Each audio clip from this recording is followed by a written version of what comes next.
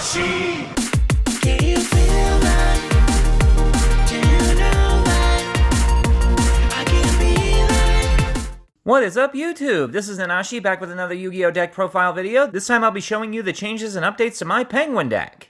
Now, before I get into anything regarding the build, I should throw a huge shout out to the people at the Penguin Discord server. Not only did they give me a lot of tips, tricks, and support, they were just incredibly fun people that really helped me push this build a little bit farther and showed me a few tech ideas that I was missing. But getting back onto the point, I have been waiting for so long for Penguins to get dedicated, good support, and we finally got two really reliable pieces. And it has, in fact, changed the way the deck works, even though the build itself is virtually the same as it was the last time. But you'll see what I mean when we take a closer look. Starting off with the monster lineup, we have a pair of Penguin Soldier. I was an inch away from taking this card out of the deck, since its level makes it a little awkward to play.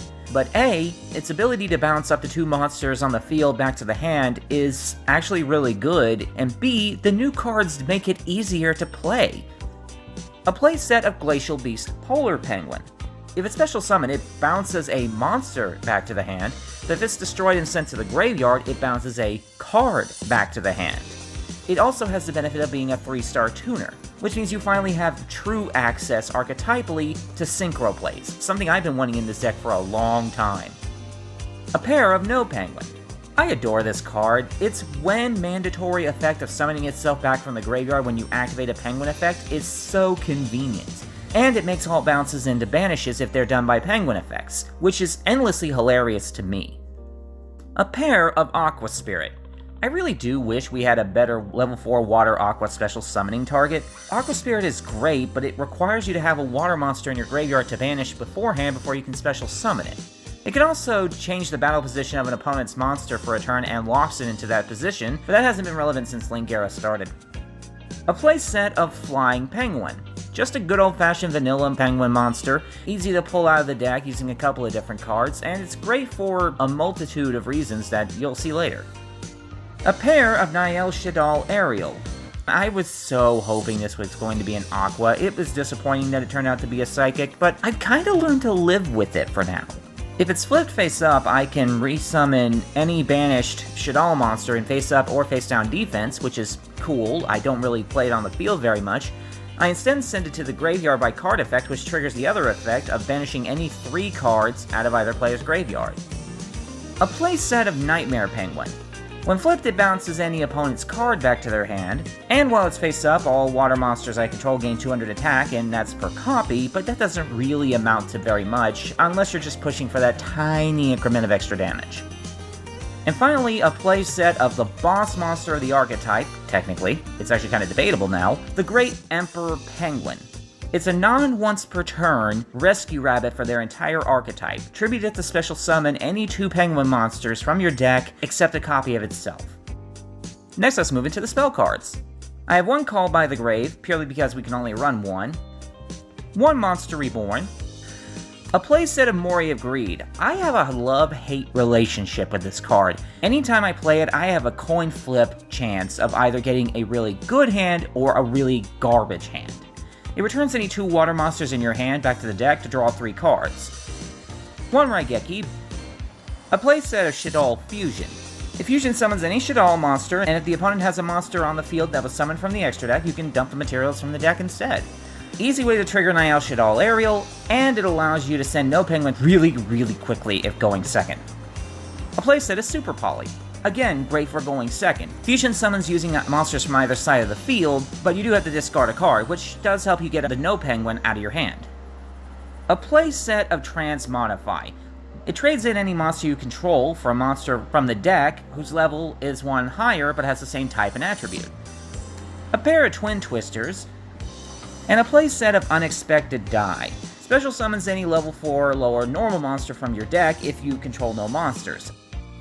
Now, since we don't run any traps in this build, let's just slide right into the side deck.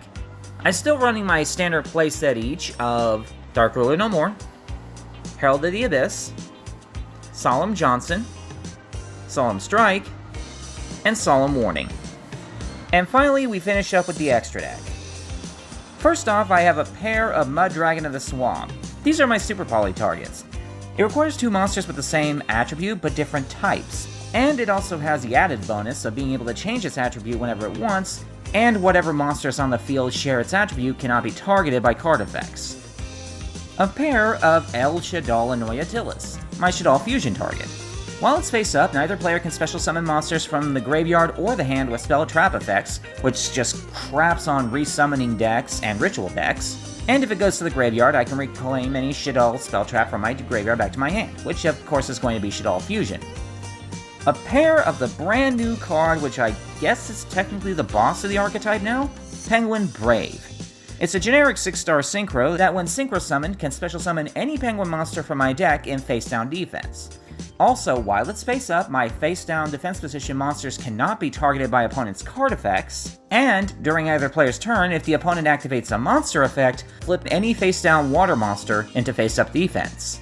Under the assistance of this guy, Penguin Soldier becomes a quick effect. 1 Shooting Riser Dragon. I know it seems out of place in this deck, but it does in fact serve a purpose.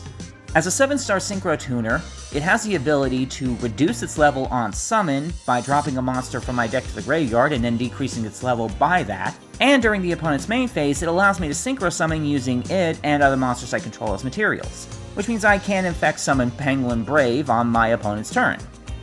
1 Trishula Dragon of the Ice Barrier. This deck is based on the theme of ice. If you didn't think I was going to play Trishula in this at some point, you're insane. On summon, it banishes any 3 cards, 1 each from the hand, graveyard, and field of the opponent. 1 Totally Awesome. I know this card's back at 3, but to be perfectly honest, I never really saw the reason to go beyond 1. It can negate any spell card, trap card, or monster effect by tributing an Aqua monster, which any penguin qualifies, and if it goes to the graveyard, I can add any water monster back to my hand. 1 Bahamut Shark, who can attach a material to special summon any rank 3 or lower Xyz monster water attribute from my extra deck, but he can't attack for the rest of the turn that he does this. 1 Number 101 Silent Honorarch.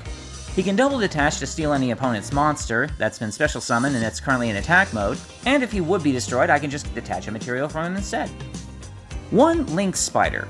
He requires a normal monster as his material, and he can special summon a normal monster out of my hand to a zone he points to, which is great to get some of those extra copies of Flying Penguin out of my hand faster.